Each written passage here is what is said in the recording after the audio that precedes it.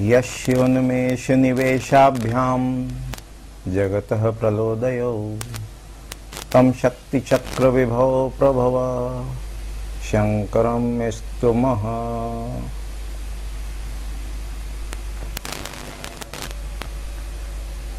स्पंद कारिका ग्रंथ का अध्ययन चल रहा है। अपने स्वरूप की पहचान करना है, अपने स्वरूप में स्थित होना है, तो अपने स्वरूप का जो बल है वह हमें स्वाभाविक रूप से प्राप्त हो जाएगा। इस दिशा में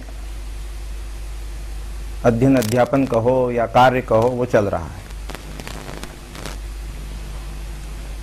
अभी स्वरूप का लक्षण बता रहे हैं, साथ ही साथ अभ्यास भी कर रहे हैं।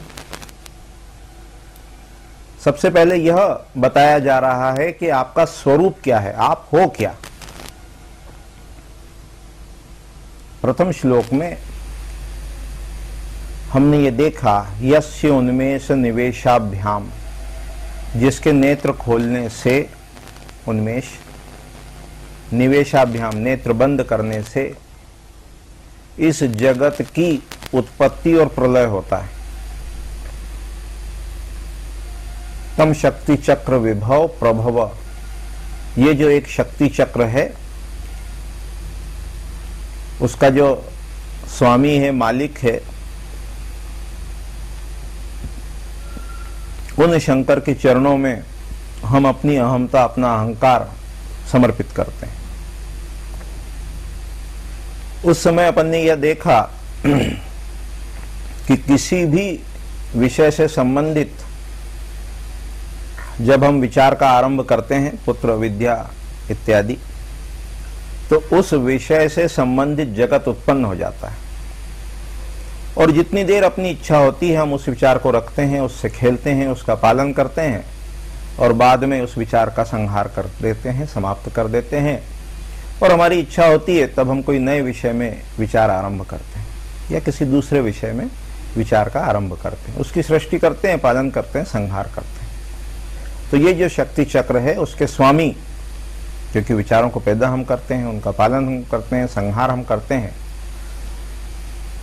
तो उसका स्वामी, इस शक्ति चक्र के ऐश्वर्य के स्वामी हम ही हैं, आप ही हैं, क्योंकि विचारों की उत्पत्ति, स्थिति और संहार आप करते हैं।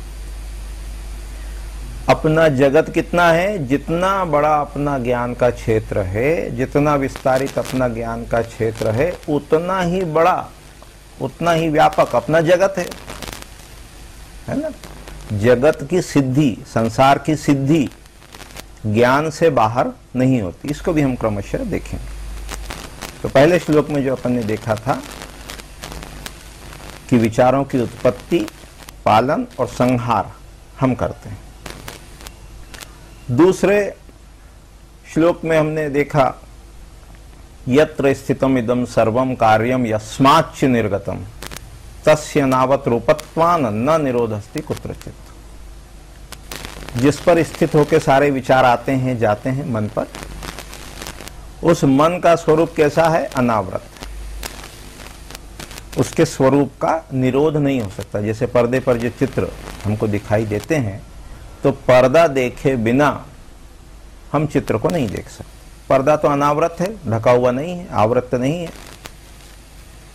और उसका यानी पर्दे का निरोध भी नहीं हो सकता, उसको ढका नहीं जा सकता। जब पर्दा ही हम ढक देंगे तो चित्र हमें दिखाई नहीं देगा। इसी प्रकार जो मन रूपी पर्दा है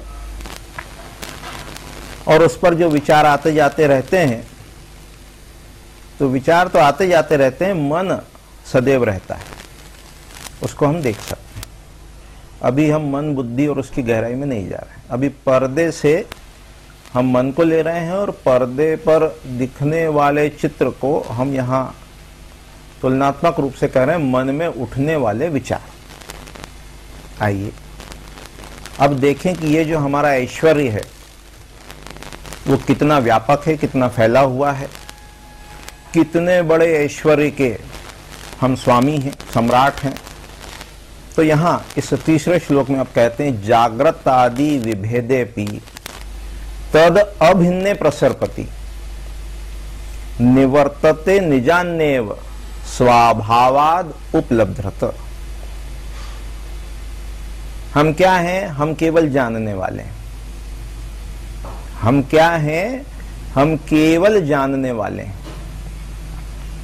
तो अपने वैभव के संबंध में, ऐश्वर्य के संबंध में आप कहते हैं ये जो अवस्था है जागृत आदि, जगना, स्वप्न देखना और गाढ़ी नींद की अवस्था है, मूर्छित होना है, मूढ़ अवस्था है, इस प्रकार की जो अलग अलग अवस्था है, ये तद अभिन्ने प्रसरपति, इसमें सब में हमारा वैभव फैला हुआ है। किसमें? ये जागृत अवस्था है सारी जिसमें अभी आप हैं, ये सब आपका ही वैभव है, आप ही इसमें रहते हैं, इस अवस्था को जानते हैं। जागृत को कौन जान रहा है इस समय? आप। स्वप्न को कौन जानता है? जब आप सपने से जागते हैं, उठते हैं, तब आप कहते हैं कि मैंने स्वप्न देखा, ऐसा ऐसा स्वप्न देखा। तो स्वप्न को किसने जाना? आपने। और एक और अवस्था होती है सुषुप्ति, जिसको कहते हैं गाढ़ी नींद की अवस्था, जिसमें सपना नहीं होता, स्वप्न नहीं होता।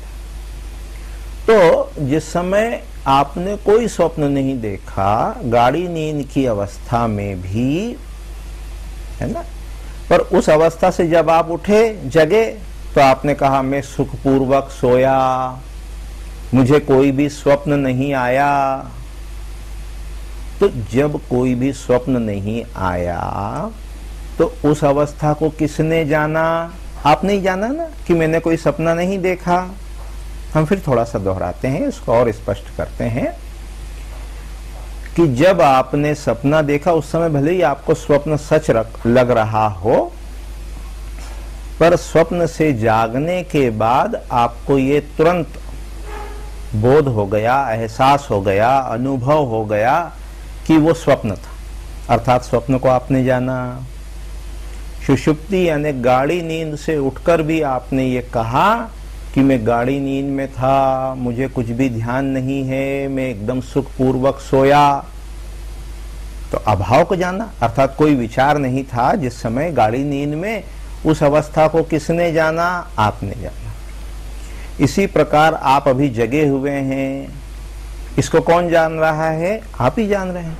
तो आप केवल जानने वाले हैं, क्योंकि स्वप्न में भी आप थे तब तो आपने जाना, सुषुप्ति में भी आप थे तो सुषुप्ति को भी जाना, और जागृत अवस्था में आप हैं तो आप जागृत अवस्था को भी जान रहे हैं। आप केवल जानते ही हैं, अवस्था नहीं है। देखो थोड़ा सा और उसको स्पष्ट करते हैं दूसरे उदाहरण से। जैसे कोई सोना है, सोना, गोल्ड, और उसकी मान लो अभी अंगूठी है ना, सोने की अंगूठी है, तो उसके पहले, अंगूठी से पहले मान लो वो नथनी थी। सोना क्या था? सोने की क्या चीज बनी हुई थी? नथनी थी। आज अंगूठी है, कल मान लो वो बाली बन जाए, कान की बाली बन जाए, है ना। तो देखो सोना तीनों अवस्था में, वो नथनी में भी सोना था, तो सोना की जो आज अंगूठी है, तो सोना क्या जानता है कि पहले मैं नथनी था, आज मैं अंगूठी हूं, है ना। और जब वो बाली बनेगा तब भी ये जानेगा कि आज मैं बाली हूं, उसके पहले मैं अंगूठी था, उससे पहले मैं नथनी था। तो सोना तो तीनों अवस्था में रहा, आगे भी रहेगा, है ना। और उसमें कौन कौन सी अवस्था आई? पहले नथनी आ गई, फिर अंगूठी आ गई, फिर बाली अवस्था है। तो सोना देखो तीनों अवस्था को जानता है, सोना तीनों स्थिति में था। इसी प्रकार आप स्वप्न में भी थे, स्वप्न अवस्था चली गई, आज जागृत हो गए तो आज जागृत में। सुषुप्ति में भी आप थे, सुषुप्ति भी एक अवस्था थी, और अभी आप जागृत में हैं तो आप सुषुप्ति को भी जानते हैं, है ना। चाहो एक और उदाहरण देख लो, है ना। एक और उदाहरण से इसको और स्पष्ट करने का प्रयास करते हैं। जैसे इंदौर में एक स्थान है, उसका नाम है पलासिया। पलासिया कोई एक जगह है, और कोई एक साकेत नगर जगह है ना। और कोई मान लो एक छावनी जगह है, तो एक व्यक्ति जो चला, है ना, मान लो साकेत नगर से वो चला, उसने चलना प्रारंभ किया किसी भी वाहन से या पैदल, तो पहले साकेत नगर को देखा, फिर पलासिया आया, फिर छावनी आया।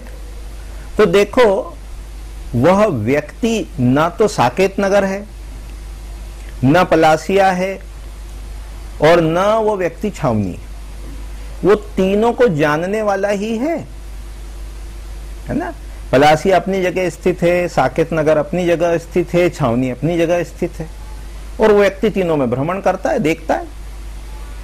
तो ये जो अवस्था है, जागृत, स्वप्न, सुषुप्ति, मूर्छा, है ना, मूर्ता इत्यादि जो भी अवस्था है, वो अवस्था अपने में आई और चली गई, पर्दे पे दृश्य के समान, है ना। ये अवस्था आई और चली गई। हम क्या हैं? प्रकाशक हैं, प्रकाश हैं, और हम केवल देखते हैं और जानते हैं। हम अवस्था को प्रकाशित भी करते हैं और जानते भी हैं। तो अपना ये जो वैभव है, जागृत आदि विभेदेपि तद अभिन्न प्रसरपति, अभिन्न रूप से हमारा जो ऐश्वर्य है वो फैला हुआ है। किसमें? जागृत में ये ऐश्वर्य फैला हुआ है, स्वप्न में भी अपना ऐश्वर्य फैला हुआ है, और सुषुप्ति में भी अपना ऐश्वर्य फैला हुआ है। अपन इनको सबको क्या करते हैं? जानते हैं। तद अभिन्न प्रसरपति, अभिन्न रूप से फैला हुआ, खंडित नहीं है, टूटा हुआ नहीं है कि अभी थोड़ी देर जानते हैं, थोड़ी देर नहीं जानते। जागृत को, इतनी जागृत को तो जानते हैं, बाकी जागृत को नहीं जानते, ऐसा नहीं है। एक स्वप्न को तो जानते हैं, दूसरे स्वप्न को नहीं जानते, ऐसा भी नहीं है, खंडित नहीं है। अपना जो ऐश्वर्य है, वैभव है, जानना जो है, वो तद अभिन्न प्रसरपति, अभिन्न रूप से फैला हुआ है। निवर्तते निजान्य, वो ये जो अपना स्वरूप है, स्वभाव है, ये कभी निवृत्त नहीं होता, छूटता नहीं है, सतत रहता है, लगातार रहता है। कौन सा स्वभाव? कि हम जानते हैं, हम दृष्टा हैं, हम साक्षी हैं, हम केवल देखने वाले। स्वभावात उपलब्धत, ये जो अपना स्वभाव है, ये सदैव जानने वाला ही रहता है, और ये अपना स्वभाव कभी भी छोड़ता नहीं है ना। तो अपन ने क्या देखा? जागृत आदि विभेदेपि तद अभिन्न प्रसरपति, ये जो अपना वैभव है, जो अपना ऐश्वर्य है, वो जागृत में, स्वप्न में, सुषुप्ति में, सभी स्थितियों में सभी अवस्थाओं में फैला हुआ है। निजात्नेव निवर्तते निजात्नेव स्वभावाद उपलब्धत, ये जो है, ये अपना स्वभाव हमेशा, है ना, जानने का बना ही रहता है, कभी भी अपने स्वभाव को छोड़ता नहीं है। स्पष्ट है इतना?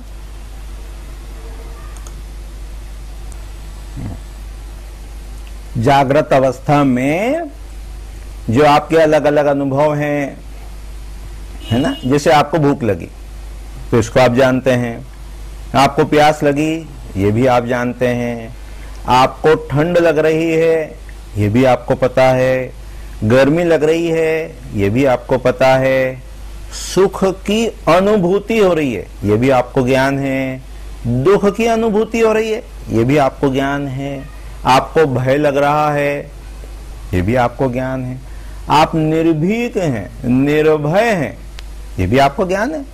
तो आपको जागृत आदि विभिन्न जो अवस्थाएं हैं, इन सब में आप क्या हैं? दृष्टा हैं, सब अवस्था को जानने वाले हैं। स्पष्ट हो रहा है इतना, है ना? तो अब अपन अभ्यास करेंगे, हम आज के लिए आपको अभ्यास बताएंगे। तो क्या अभ्यास बताएंगे?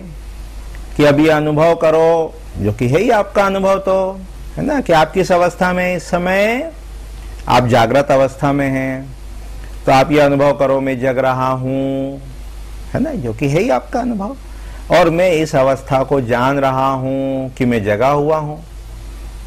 और आपको इस समय जैसा भी अनुभव हो रहा है, कंफर्टेबल हैं, कैसे हैं, सुविधाजनक स्थान पे बैठे हैं, नहीं है, कुछ सुविधा है, असुविधा है, उन सबको आप जानो, इस सब चीज को आप जानो कि आपको क्या अनुभूति हो रही है।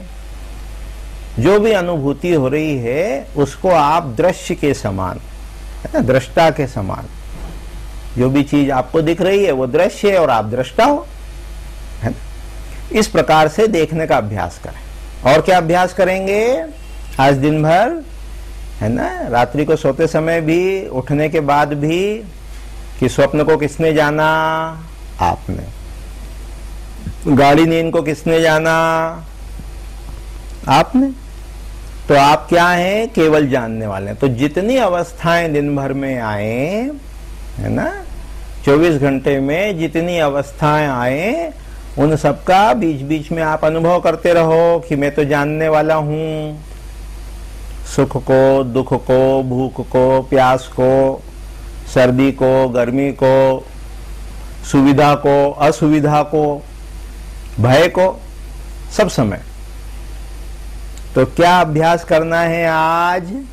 आज ये अभ्यास करना है कि यह अवस्था है जो भी आई स्थिति, और मैं उसको जानने वाला हूं। तो आज दिन भर में ये समझो कि अभी बहुत ज्यादा अभ्यास न हो, है ना, तो 15-15 मिनट के अंतर से, 15-15 मिनट के इंटरवल से, डिफरेंस से ऐसा विचार करो, मन में उठने वाले दृश्य को, चित्र को, अवस्था को देखो कि यह अवस्था है और मैं इसको देखने वाला हूं, है ना। एक पतंजलि योग सूत्र एक ग्रंथ है योग का, है ना। तो उस समय उसमें वो बताते हैं कि कैसे सिद्धि मिलेगी, सफलता कैसे मिलेगी। तो सतु दीर्घ काले निरंतर्य, अभ्यास कैसा करना है, अभ्यास और वैराग्य से सफलता मिलेगी। अपने को अभ्यास क्या करना है ना, कि अपन चित्र नहीं है, अवस्था नहीं है, अपन दृष्टा है, ये अभ्यास करना है। तो कैसे करना है, सतु दीर्घ काले, लंबे समय करना पड़ेगा, निरंतर्य, कंटिन्यूअस, है ना। और जो अपना विषय है उसका अभ्यास करो, और जो विषय के विपरीत चीजें हैं, अपना जो सब्जेक्ट है उसकी जो विपरीत चीजें, उनसे वैराग्य, अभ्यास और वैराग्य से। वैराग्य मतलब घर छोड़ना नहीं, है ना। जैसे बहुत ज्यादा इंद्रियों को संतृप्त करना, शरीर में अहमता रखना कि मैं शरीर हूं, ये राग है, इससे दूर रहना है ना। हमेशा ऐसा अभ्यास करो कि ये जो भी कुछ चल रहा है ये क्या है, ये दृश्य है और मैं दृष्टा हूं। ठीक है, आज समाप्त करें। ओम शांति। यस्योन्मेष निवेशाभ्याम जगतः प्रलोदयो तम शक्ति चक्र विभव प्रभव शंकरम स्तुमः।